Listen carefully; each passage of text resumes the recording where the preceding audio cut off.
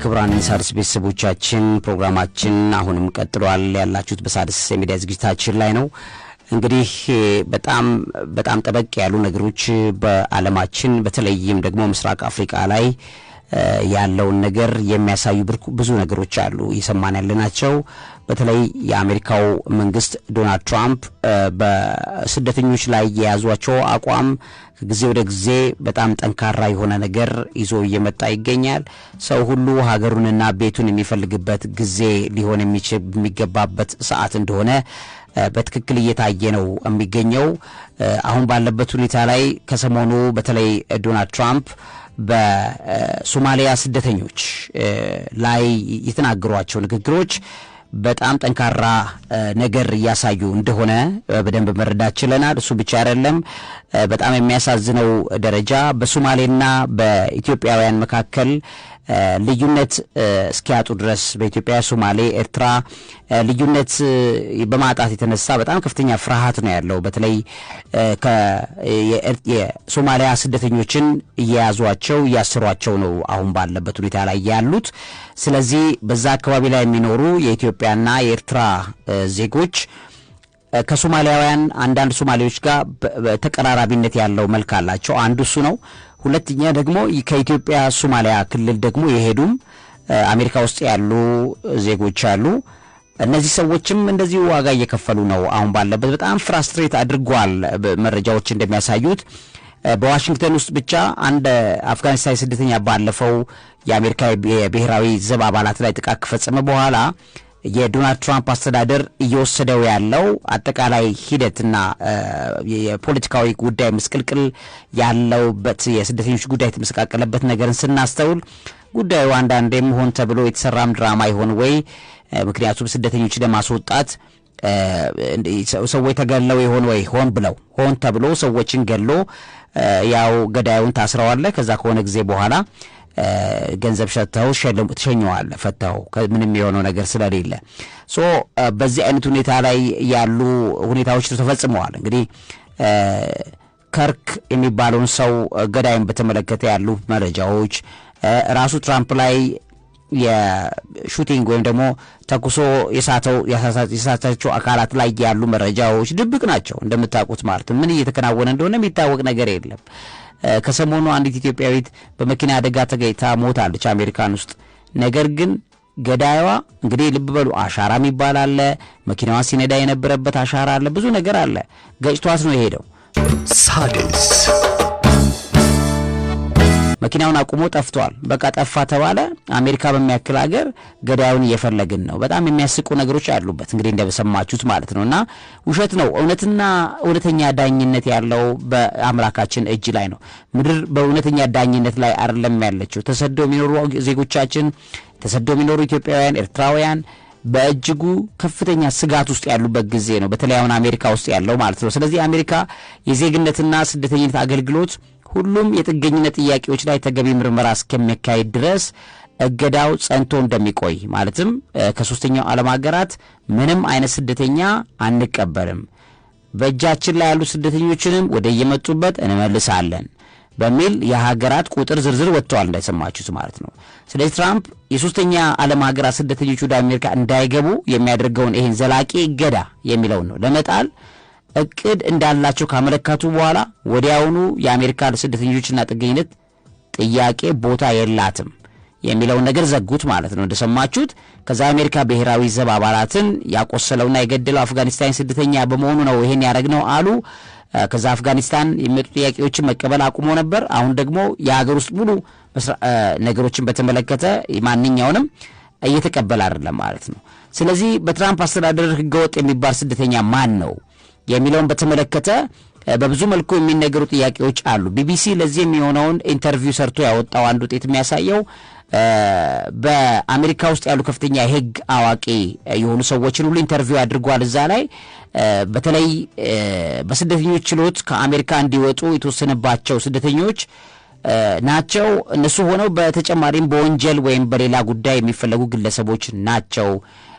በዚህ ደረጃ ላይ ማለት አገሪቱ ከአሜሪካ እንዲወጡ የተወሰነባቸው ስደተኞች እንደገናም ደግሞ በወንጀል ወይም በሌላ ጉዳይ የሚፈለጉ ግለሰቦች እነዚህን ሁሉ ሰብስበው ወደ መጣህበት ሂድ ለማለት ሰበብ ነው ወይም ደግሞ ስትራቴጂ ነው በሚል ነው የተነገረ ያለው። የትራምፕ አስተዳደር ወደ ሀገራቸው መልሳቸዋለሁ ብለው በዚህ የተነሳ ጥገኝነት ጥያቄዎች የወንጀል መዝገብ ላይ ስማቸው የሰፈረ መሆኑን ሙሉዓለም የተባሉ ጠበቃ አሉ። ጠበቃ ሙሉዓለም አሜሪካ ውስጥ ያሉ ታዋቂ የህግ አዋቂ ናቸው። እነዚህ ሰዎች በግልጽ እዛ ላይ ያለው ነገር ተንትነው አስረድተዋል። የትራምፕ አስተዳደር ወደ ሀገራቸው መልሳቸዋለሁ ብሎ የተነሳው የጥገኝነት ጥያቄዎች የወንጀል መዝገብ ላይ ስማቸው የሰፈረ መሆኑን ጭምር ማረጋገጥ ያስፈልጋል ማለት ነው። የትራምፕ አስተዳደር ሰነድ አልባ ስደተኞች ቢሆኑ በፍርድ ቤት ከአገር እንዲወጡ ውሳኔ የተላለፈባቸውን ብቻ ከሀገር አስወጣለሁ የሚለውን ነገር መናገራቸውን ማብራራታቸውን ጭምር እዛ ጥናቱ ላይ ቢቢሲ አውጥቶታል። ሳድስ ከዛ የተለያዩ ጥናት ውጤቶች እንደሚናገሩት የህግ አማካሪዎችንም ጭምር ከዚህ ጋር ያለውን ነገር ሲናገሩ በቁጥጥር ስር ካዋሏቸው ሰዎች መካከል 2/3 የሚሆኑት ምንም አይነት የወንጀል ሪከርድ የሌለባቸው መሆኑን ግን ጠበቃዎቹ ይናገራሉ። ስለዚህ ሰበቡ ምንድነው?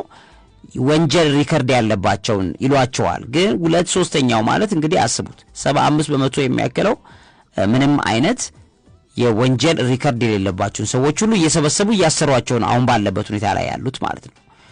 ስለዚህ ማንኛውም ጥገኝነት ጥያቄ ፍርድ ቤት ቀርቦ ጥፋተኛ ነው ተብሎ እስካልተፈረደበት ድረስ ነፃ እንደሆነ ነው የሚቆጠረው በሚል ነው በህግ የሚታወቀው። ይህም ጠበቃዎቹም ይሄን ይናገራሉ። አሁን ታስረው የሚገኙት አብዛኛዎቹ ምንም ወንጀል የሌለባቸው መሆናቸውን ያውቁታል ራሳቸው። ነገር ግን ሰነድ አልባ ስደተኞችን በሚል ሰብስበው አስረው በዚህ ደረጃ ላይ ነው ያደረጓቸው ያጉላሏቸው ያሉት በሚል በአሜሪካ ውስጥ ያለውን ነገር ነግረዋል ማለት ነው። ስለዚህ ለምሳሌ አንድ ጥገኝነት ጥያቄ ጉዳዩ በይግባኝ እየታየለት እያለ ህገወጥ ስደተኛ ሊባል እንደማይችልም የህግ ባለሙያዎች ይናገራሉ። ነገር ግን አሜሪካ ናታ ማለት በቃ ፍትህ የለማ ዓለም ላይ ፍትህ የለማ ይህን ሰውዬ ህጋዊ መብት የሚባል ነገር የለውም። ጥገኝነት ሊጠይቅ እኮ ነው በባህር በውቅያኖስ ተገለባብጦ ምን ብሎ ተሰዶ እንደምንም ዋጋ ከፍሎ አሜሪካ ገብቷል ሰውየው። የፖለቲካ ጥገኝነት ጠይቆ አሜሪካዊ ጥገኝነት ለመጠየቅ የሚሄድበት ፉርሽ አድርገውበታል። ኢትዮጵያውያን ስደተኞች ከዚህ መሄድ አይችሉም። ከዚህ በኋላ ኤርትራ መሄድ አይችልም። ማንኛውም ከሶስተኛው ዓለም ላይ ማንኛውም ስደተኛ ነኝ ብሎ አሜሪካ መግባት እንዳይችል እሱ አይደለም በምንም አይነት መልኩ አሜሪካ መግባትን እንደ ህልም እንዲሆን ለማድረግ እሱ ብቻ አይደለም በአሜሪካ ውስጥ የሚኖሩ እነዚህ 19 ሀገራት ዝርዝር ይወጣላቸውን በተቀላላ የቆይ ፋይል ይታያል ይባላል። እስከዛ እስር ቤት ቆይ ይባላል። ከዛ ተጠርዞ መላክ ነው። ዓላማው ምንድነው? አሜሪካንን እነሱ እንደሚሉት ቆሻሻ ነው የሚሉት። ትራምፕ ሲናገር በጣም የሚያሳዝነው ከቆሻሻ የማጽዳት ስራ ነው ብሎ ነው የሚያምነው። ይሄን ነገር በተመለከተ የሚታዩት ነገሮች በጣም ነው የሚያሳዝኑ ስትሰሙ። እስካሁን ባለው ሂደት ከ70 እስከ 80 የሚሆኑ የአሜሪካ ዜጎች በስተት ተይዘው የታሰሩ አግኝተናል ብለው ጠበቃዎቹ ይናገራሉ። እንግዲህ አስቡ የአሜሪካ ዜግነት ያላቸው የሶማሌ የኤርትራ የሌላም ዜጋ በጣም ያሳዝናል። ተይዘው ዜግነት ያላቸው አብረው የተሰበሰቡት ካሉት ውስጥ እንደገቡ እየተነገረ ይገኛል ማለት ነው። ስለዚህ እነዚህ አይነት ነገሮችን ሁሉ ጊዜ ስናስብ ስደት የሚባለውን ነገር መሰረት አድርገን የምናይበትን እይታ መቀየር ያስፈልጋል ማለት ነው። ሳድስ ሁሉ ጊዜ ደጋግመን እንደምንለው ሀገራችንን ምድራችንን በማትረፍ ልንሰራ እንደሚገባ ግልጽ ነው ማለት ነው። አሁን ባለበት ሁኔታ ላይ ፕሬዚዳንት ትራምፕ ቋሚ ሐሳብ ራሱ ሶማሊያን እንዴት አርገው በጣም የሚያሳፍር ንግግር ሶማሊያዊ ዜጎች ላይ እንደተናገሩ ሰምታችኋል። እነዚህን እንግዲህ ቃሉን እኔ እንኳን አይደለም የሀገር መሪ እንደዚህ ቆሻሻ ብሎ ህዝብን መጥራት እኛ እንኳን ለመጥራት በጣም የሚዘገንን ነው ንግግሩ። እነዚህን ማጽዳትና ማጥራት ጓሮ የሚያወሩትን ነው ፊት ለፊት የሚያወሩት። ሶማሌ የሚባል አንፈልግም።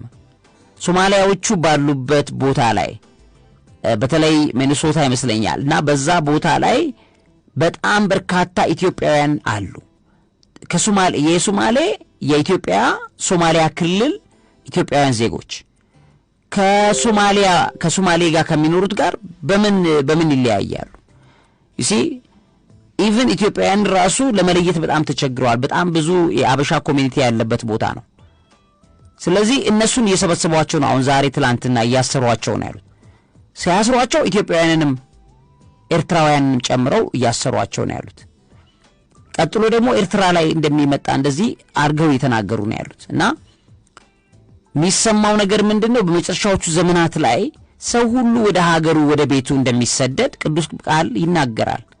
ከኛ ተሰደን የምንሄድበት ምንም ሀገር የለም። ውድ ቤተሰቦቼ እኔ ልንገራችሁ፣ ዓለም በጠቅላላ በአሁኑ ሰዓት ላይ ደክሞታል። በጣም ከፍተኛ የሆነ ስልችት ላይ ነው ያለው። ሌላ መጤ እንግዳ የሆነ ሰው በስደት መጥቶ እንዲቀመጥበት ዓለም አይፈልግም አሁን ባለበት ሁኔታ ላይ። ለዚህ ፕሬዝዳንት ትራምፕ ሲናገሩ ምንድነው ያሉት? ሶማሊያዎች ለምን ተሰደው እንደዚህ እንደሆኑ ሀገራቸውን እንደዛ እንዳደረጉት በቃ እነሱ ግልጽ ነው የሚመስል ንግግር ተናግረዋል። ማለትም ይኸውላችሁ ሀገርን ማጽናትና መጠበቅ ካልተቻለ የምንዋረደው እንደ ተሰደዱ ሀገሮች ነው። ተዋርደን ነው የምንኖረው። ምክንያቱም ሀገር የለህማ። የተበተነ ሀገር ካለ ማንም ዓለም ላይ አያከብርህም፣ ማንም አያከብርሽም። የምን ሀገር ዜጋ ነኝ ትያለሽ ሄደሽ? የተበታተነ ምስቅልቅሉ የወጣ ማህበረሰብ መቼም በየትኛውም ዓለም ላይ አይከበርም። የሚከበሩት ሀገራት በጠቅላላ ስታዩ ራሳቸውን የጠበቁ ያስጠበቁ ያስከበሩ አንድነታቸውን ልዩነታቸውን አስከብረው አንድነታቸውን የጠበቁ ሀገራት በጠቅላላ ተከብረው ዓለም ላይ ነው የሚኖሩት። ሳድስ አይናቁም። ሶማሊያን አሁን ፕሬዝዳንት ትራምፕ እንዳንቋሽሹበት ነገም ኢትዮጵያን እንደዛ ማያንቋሽሹበት ምንም ምክንያት የላቸውም። የአሜሪካ እኮ ኢትዮጵያ ምድር አይደለችም። በቃ አሜሪካ ኢትዮጵያን ተሰደው ነው የሚኖሩት አሜሪካ። ስለዚህ የሚሻለው ምንድነው? ሀገርህን ማትረፍ ነው የሚሻለው። እቺን ሀገር እንዳትበታተን፣ እንዳትገነጣጠል፣ ሰዎች እንዳይለያዩ፣ ትውልድ እንዳይባክን እቺን ሀገር መታደግ ነው ትልቁ ስልት እሱ ነው። ማለት በጣም የሚያሳዝነው ሀገርን ፖለቲከኞች አድርገው የሚያስቡ ሰዎች አሉ። ፖለቲከኞችን ስለሚጠሏቸው ሀገርንም ጨምረው የሚጠሉ ሰዎች አሉ። ሀገሩን የሚወደው ፖለቲከኛውን ከወደደው እንደሆነ አድርጎ የሚሰማው በጣም የሚያሳዝን አስተሳሰብ ያላቸው ሰዎች አሉ። እቺ ሀገር ያለ ፖለቲከኛም የነበረች ሀገር ናት። አሁን ያሉት ፖለቲከኞች የመጡት አሁን ነው። ኢትዮጵያ ግን 3000 ዓመት ኖራለች። አሁን ያሉት ፖለቲከኞች 3000 ዓመት የሉም። እዚህ ያለውን ፖለቲከኛ ስትቃወመው ኢትዮጵያንም አብረህ ለምን ጨምረህ ትቃወማለህ? እቺ እኮ ምስኪን ሀገር ናት። 120 ሚሊዮን ህዝብ እኮ የያዘች ሀገር ናት። ለይተህ ለኢትዮጵያውያን እኮ ብቻ መጸለይ መቻል ያስፈልጋል። ለዝናቡ መጸለይ ያለበት፣ ለውሃው መጸለይ። ምን አረገ ዝናቡ? ፖለቲከኛ ጋር ምን አገናኘው? እርሻው ማሳው ከፖለቲከኛ ጋር ምን አገናኘው? ለገበሬው ለምን አጸልይለትም? ለምን ቅን ልቦና አይኖረንም? ለሺህ ዘመን የሚቀመጥ ለ1 ሚሊዮን የሚቀመጥ ምንም መንግስት የለም ምድር ላይ።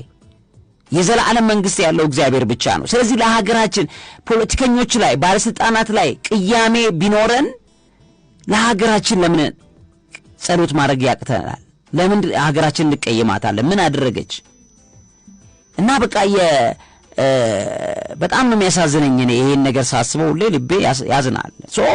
ሀገርን ማትረፍ ነው የሚሻለው በጸሎት ማለት ነው። እግዚአብሔር ሆይ ህዝቤን ጠብቅ፣ ሀገሬን ጠብቅ፣ መሬቷን ጠብቅ፣ ዝናቧን ጠብቅ ተብሎ ሊጸለይ ይገባል።